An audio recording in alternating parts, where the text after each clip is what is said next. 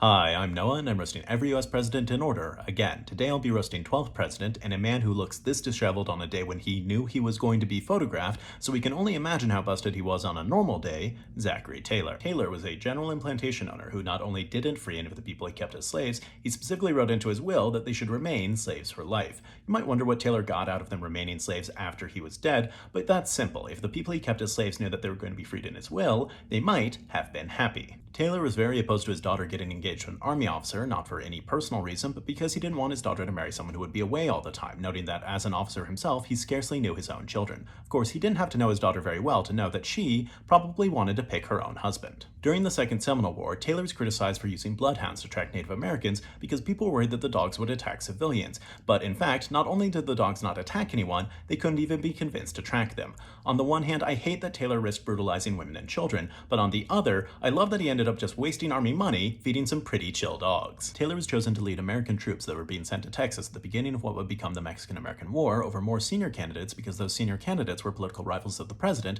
and Taylor had no declared political affiliation. Taylor succeeded because of his principles. As long as he didn't have any, there was no stopping him. After the war, Taylor was considered a war hero and was courted by members of both major political parties as a potential presidential candidate, but almost wasn't nominated by either because he refused to identify as a member of any party. Taylor was a true independent in that he thought he was popular enough to win by himself, which was totally independent from the facts. Taylor's presidency was ineffective and short, but when he died after a stomach illness, there was some suspicion that he might have been poisoned, although later chemical analysis confirmed that he wasn't. That makes sense. In order for someone to be assassinated, their opponents usually have to worry that they're going to, do something. Alright, please consider donating to help the family that I sponsor in Gaza. If you'd like to support me or watch bonus videos, please check out my Then let me know who else to roast, and join me next time when I'll be roasting 13th President and a man whose hair appears to be flapping right off his head, Millard Fillmore.